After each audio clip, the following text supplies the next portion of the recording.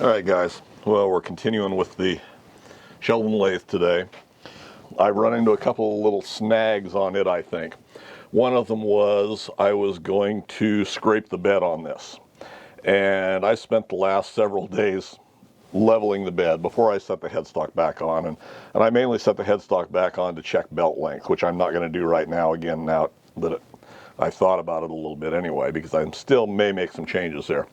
Anyway, what I've discovered is I can get this bed relatively level. It will be stable. It'll be where I think it should be. And I think, yep, I can scrape it in. What I've discovered is with the wood floor that it's setting on, why, depending on where I'm standing, is where the bubble in that precision level will end up. So I think it's a bad idea at this point in time. I'm not going to gain anything by scraping it, because if I can, just my weight on the floor next to the lathe will change how its level position. I may do more harm than good if I try and scrape it in now. Now I will continue to take measurements as I work on it and put things back on and fit things to it. But the bed itself, I'm not going to worry about scraping in right now. We'll deal with what we've got. So with that in mind, I thought I want to go ahead, start working on this headstock, get it stripped out, cleaned up, repainted, and sandblasted, repainted, reassembled, and take care of any issues that are on it. And there's several that are going on with it. Now, when I was dinking around with it yesterday, I went ahead and pulled the bearing caps. This has got brass bearings in it, and which I knew, or bushings in it. And I knew this lathe had been, something had been done with it, just from some of the things that had been done. There's a couple of things that I wasn't real impressed with on different parts of the lathe and stuff, but anyway, I knew things had been happening with it. Apparently someone has taken and done some work on the bushings, on the bearings, the bronze bearings. I went to pull the caps and they were snug, but they were not tight at all. Now I have run this. I had run it when I initially got it. I oiled it up and ran it just to see if we heard any really weird noises or anything goofy going on. But I hadn't checked too far beyond that. I think originally there probably should have been shim packs underneath the bearing caps, and they're gone on all of them. And these, like I say, they were snugged down to probably to about there, right there. Now, if I clamp these down tight to where I think they're where I think they're torqued down to where they should be, why, it locks the spindle. So, if this had packs in it, why, they've been taken out, and there's actually some die chem underneath the caps where somebody had started marking these to scrape them in. The spindle itself, the bearing journals on it, look very nice. I'm perfectly happy with them. They both look really good. But the tension's not right on these. Now I'll investigate it a little bit further, but I would guess what's going to happen is I'll probably try and shim the pads back up. I'm not going to get, and I'm not even going to do that right now. I don't see any sense in getting too excited about doing that, because depending on how the work's been done in it, it may be drooping, it may be high in the front, low in the front, or off to the side. So I just don't know what's been done to it. So for right now, what I'm going to do is just go through, we'll strip it out, I'll clean it up, we'll get the body itself painted. See if we look in here. We've still got a little bit of die chem showing in there. I don't see anything really wrong with them, but it's just not right. So, but the spindle itself looks pretty good. There's no big gouges, no big pitting or anything like that in it. So I think it's probably fine, or at least it is for now anyway. Let's see, this has got quite a bit of blue still showing in it.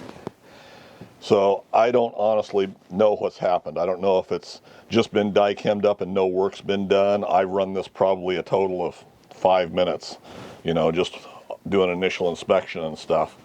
So I don't know if it had just been die chemmed and put back together, never torqued down, and nothing else done with it. And maybe my running that's wiped off the rest of the bluing. Maybe it's been worked a little bit and this is where they've ended up with it. I just honestly don't know. So like I say, the plan for right now is we'll just go back in and strip it down. We'll leave everything as is until we get it all refitted and put back together, and then we'll go from there. So anyway, today's just going to be a teardown. You know, I thought I'd take you along so we can see how this is going to come apart. The spindle I'm just going to lift out for right now until we get the rest of this apart. I will take and I'll probably turn a new piece for this, turn and thread. This is threaded on. It's got a couple of set screws locking it in place and a couple of spanner wrench holes that have been chewed out. I will drill this for a spider on the outboard end, which I did on the other one. Now, the other part was extremely hard when I drilled and tapped it, and I just put up, 4 drilled and tapped holes around it for brass screws to run a spider on the end, so you can run things all the way through the spindle and lock them in place. So, and we'll come back to the spindle and pull it down later, but that's the way it comes out. And we'll figure out what belts need to go back on it at some point in time. But there's our spindle for where we are right now. We'll just set it there out of the way.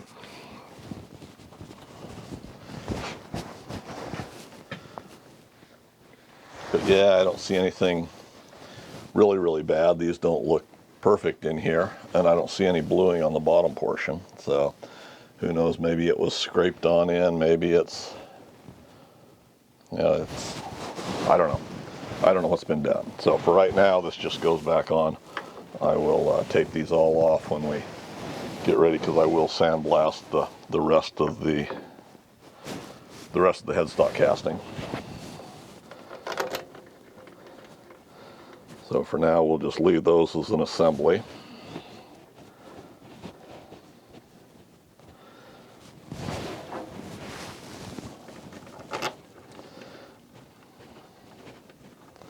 Now the shifter for the gearing on the ends down here, the detent's bad in it, spring's bad in it. And we got quite a, see, we've got no spring tension there. It doesn't really want to lock back in, but it's got quite a bit of play once it is engaged. So we'll look at that, see if we need to repin it or what we need to do there. Right now, I think we will just kind of grommet these back down. This is not anchored on here. This is just set in place. I just slid it in place yesterday. Run out in the spindle nose for the little bit that I checked, it was well within half a thou, which kind of leads me to believe that something's been done to it.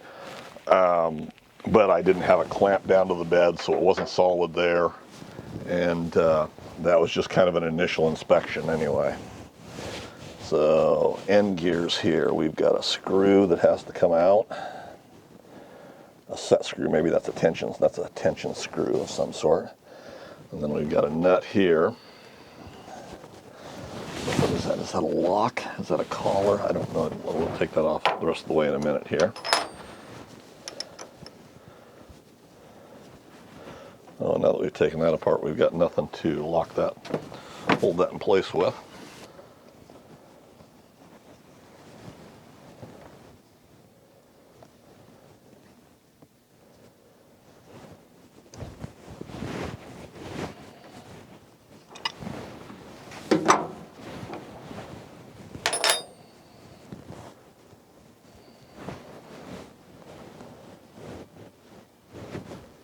I don't know if that allows, I don't think that allows that.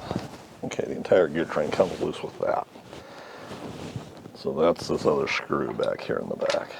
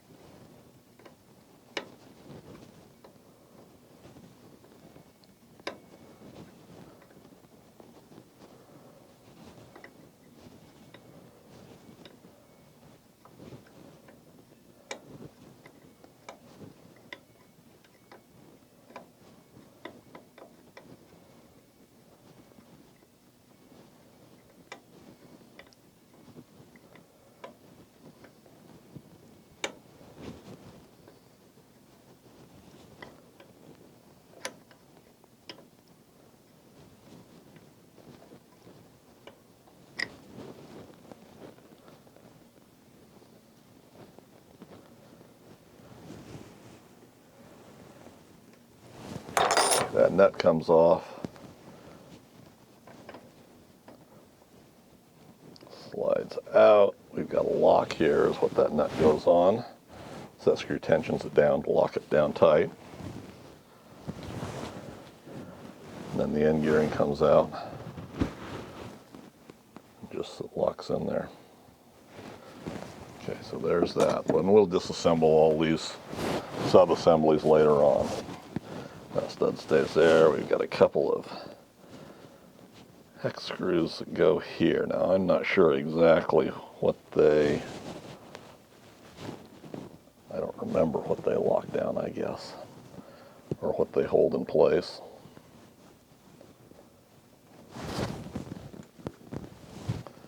Then for back gears,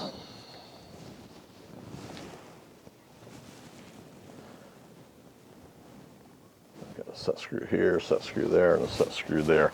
These gears look pretty good. I did notice one little chip on this back gear out on this outer edge, and it's just out on the outer edge. I don't think I'm going to worry about it. Once we get these cleaned up, we'll look at them a little bit closer and see what they look like.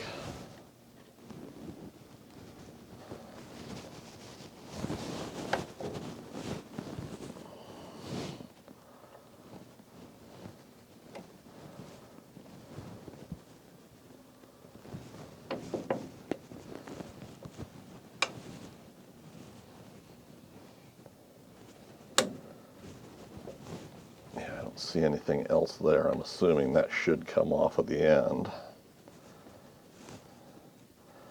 That set screw is long enough, it's only going to be the one set screw.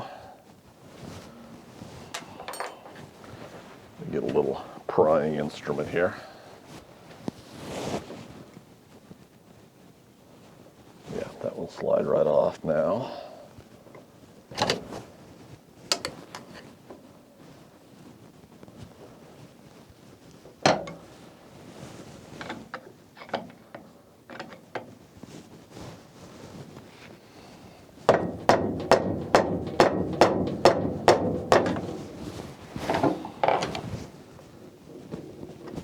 Comes right off.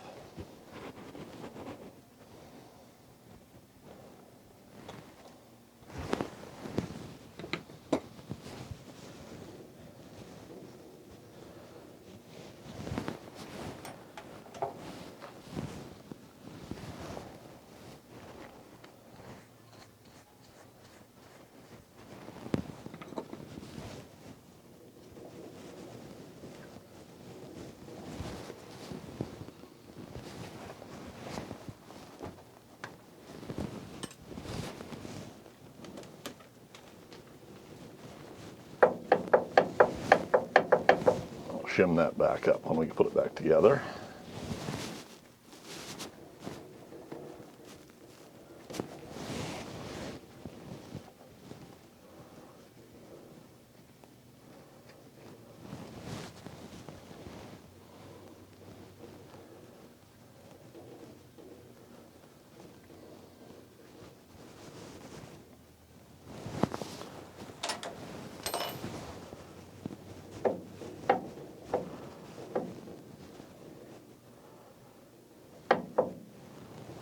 Okay, and we've just got an oiler on the other end of that. That is the shaft. Now the shaft.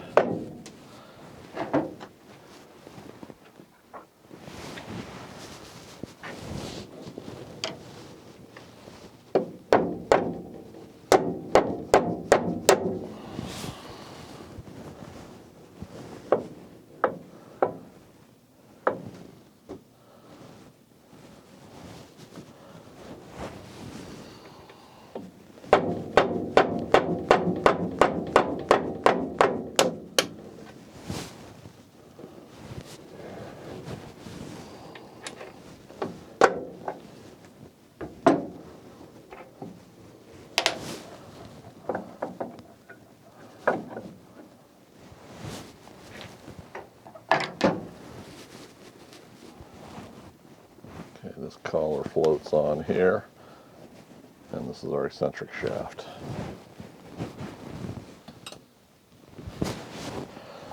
And with that, this should lift right out. No shims on there. We'll replace those bushings, I would imagine.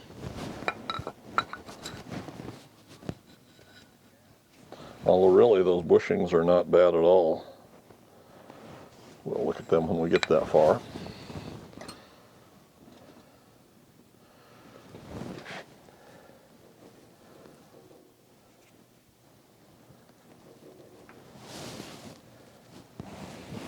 Collar on this end, it's like a split collar now. Does that drive on out? What do we have here? I would speculate that is used to take up the end play. Yeah, so it doesn't have to have a shim, it just gets taken up with how far in this is pushed, and then when you push that screw on, it's going to lock it in place.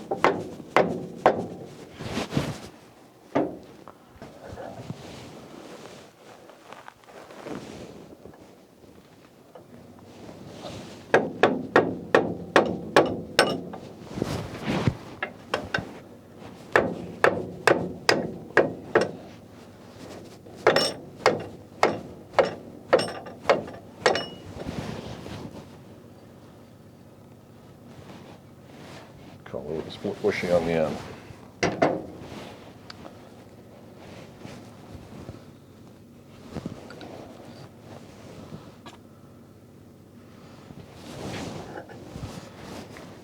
Okay, so there's the headstock, completely stripped out, with the exception of the zert fittings. Now I wonder why we have one that's down flush and one that's raised a little bit. Easier access, maybe. Now we will see when I reassemble this, there is the gearing and the guard that folds around the end that swings over and closes the bottom. Then there's another guard that sits up here on top. I will be casting some sort of a different aluminum guard for it. Actually, it's got a steel insert in it, because with that guard on there, you don't have room to have a spider on the end of on the outward end of the spindle. You don't have clearance for that because the guard that's on there comes out clear over the top of that. Plus, I also like to run a dial indicator on this end if I've got a barrel or some long shaft all the way through here. So rather than having the big curved sections that's so nice on there, I will cast something and put just a steel plate all epoxy in, bolt in, whatever the case may be, into my aluminum casting that will give me a flat surface to put a magnetic indicator on there, so I can dial in the back end with a spider too. So that's what's happening there. So that takes care of the headstock itself. So spindle itself. I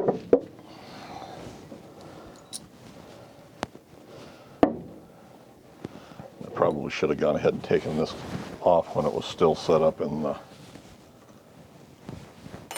headstock.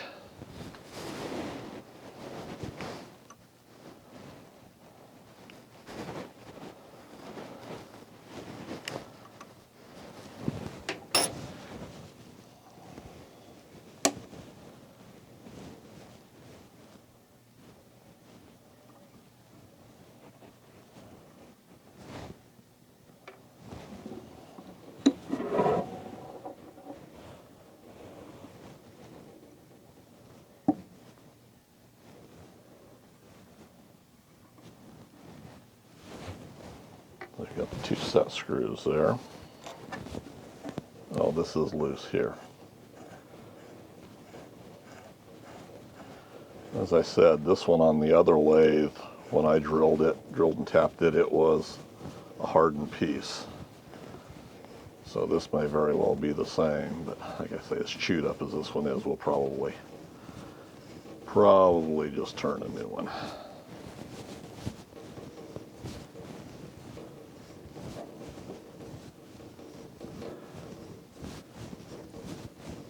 Oh.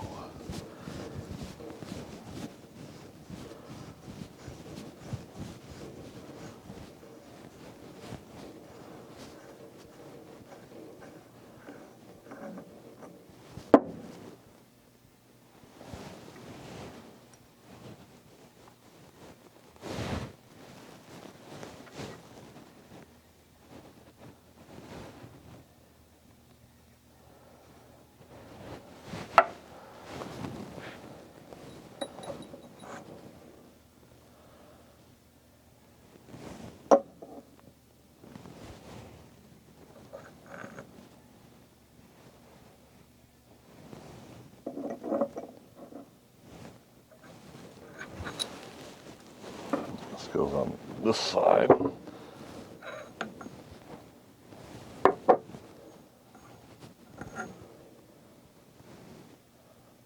Thrust bearing there. Other side of the thrust bearing.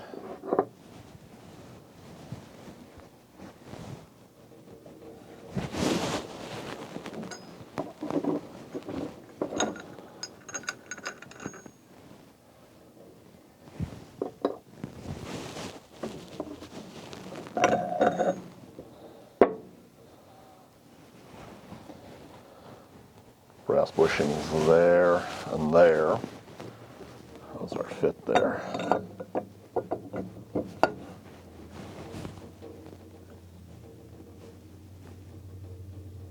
Actually, they've got a pretty good fit to them.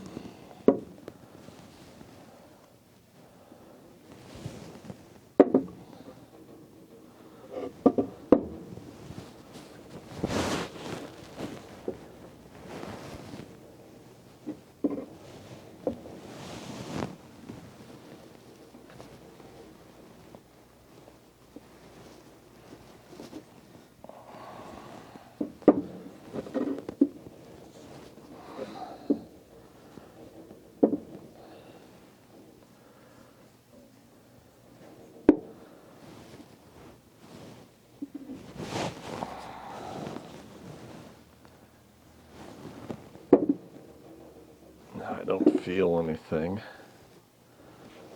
that acts like it's a set screw. We've got a key in there.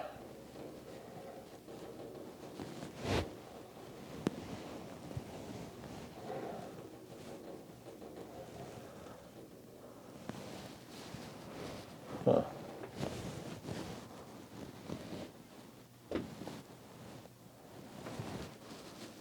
Wait.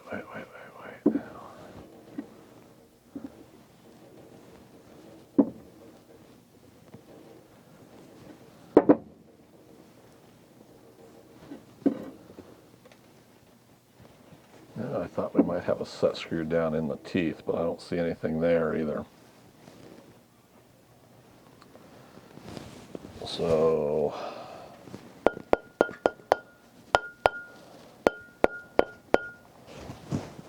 I think that's a press fit on there. I think it's tight. We're going to leave that for right now.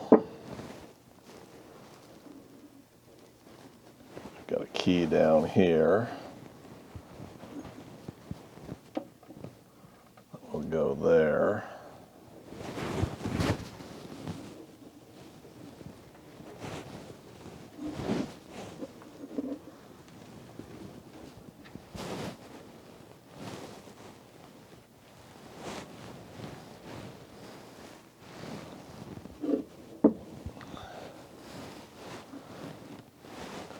Feeling these, we've got a step in our diameter right here, so they've got different size bushings. We've got a smaller one here and a larger one here.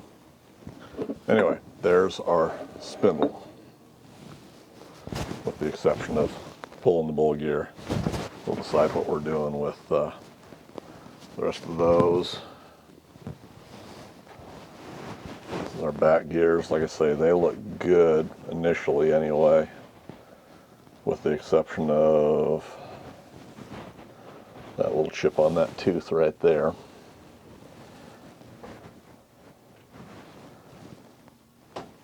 So that looks pretty good.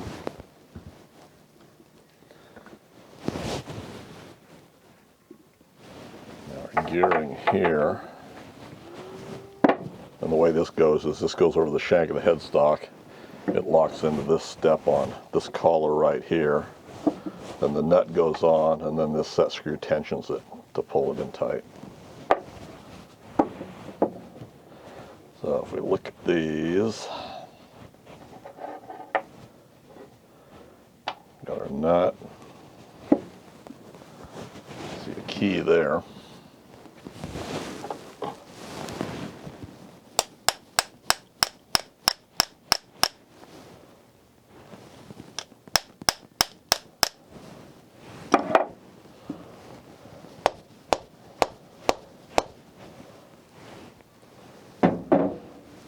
doesn't appear to want to be coming off of there.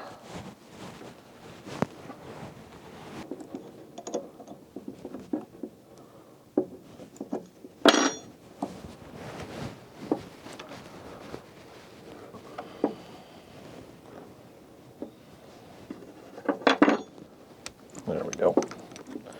Took that a little bit.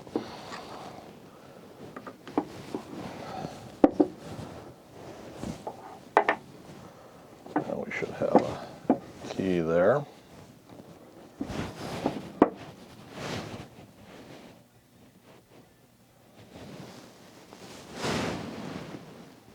Looks like we got a little red there. I wonder if that was Loctited in place.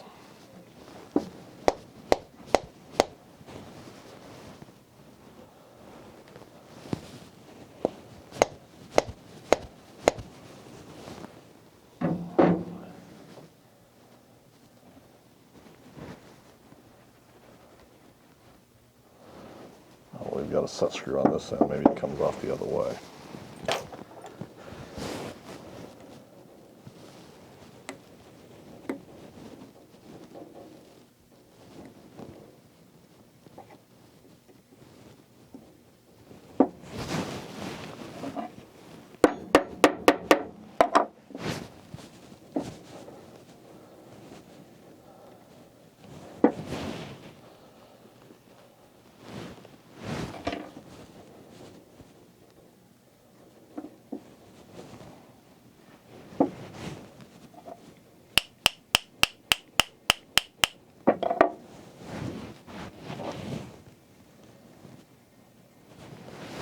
Here to the vise. Let's see if I can give this a little twist.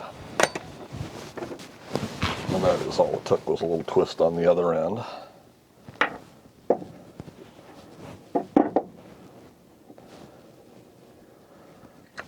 And this will pull out.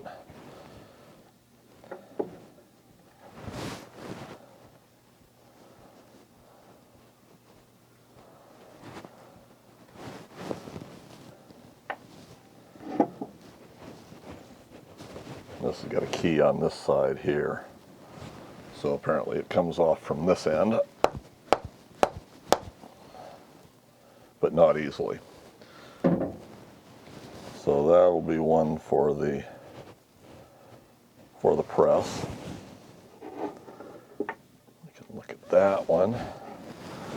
And again, our bronze bushings in both ends.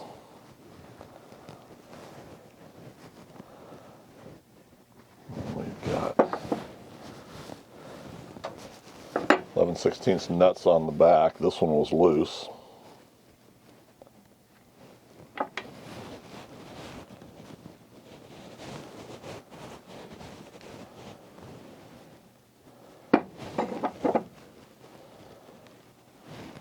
Okay, nothing on the... Okay, that really doesn't, I don't think, matter for... It indexes up off of the shoulder on the bolt and just goes in tight. So within reason, there's no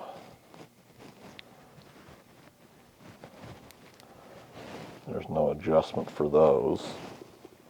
There's an oil hole that goes down through to oil the bushing.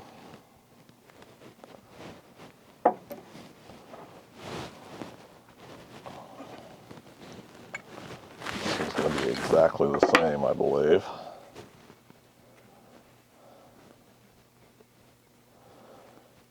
Yeah, I guess when they're tightened down, they can't move.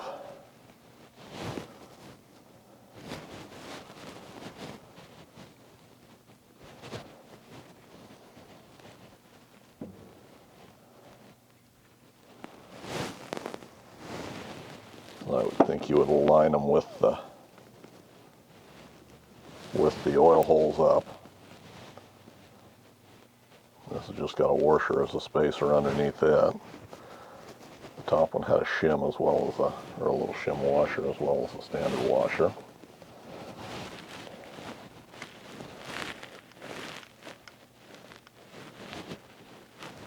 This has got a little screw in it, it looks like.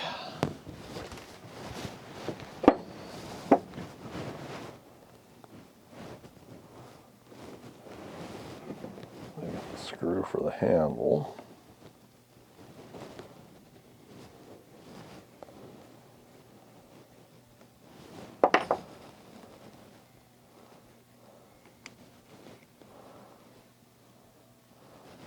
Little taper head screw.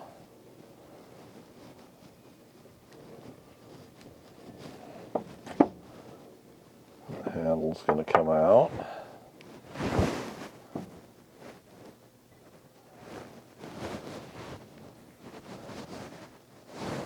Looks like we may have a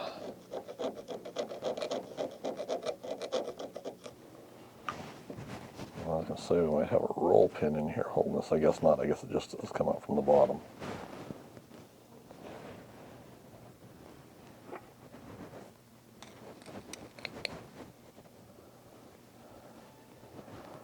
It looks like we got a couple of springs in there. That doesn't look...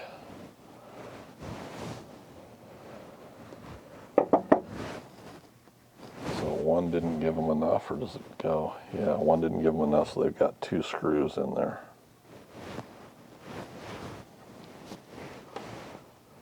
And it all just goes in from the bottom. And there's that tumbler and lock assembly disassembled. So let me take this over. I want to look at the headstock very quickly and see if the holes in the side of it are all egged out, or if it's just spring tension that's not enough. Okay, and it appears that's a fairly good fit for the pin into the end of the headstock in all 3 positions. So I'm going to say it's just a improper spring tension or lack of spring tension. You can look at the parts manual and see what that shows. But that's what's going on there. So that's pretty much the way the headstock's assembled. So I'm going to go ahead and clean up these parts. We'll finish disassembling stuff. Things like this thrust bearing. I don't know if there's really a need to...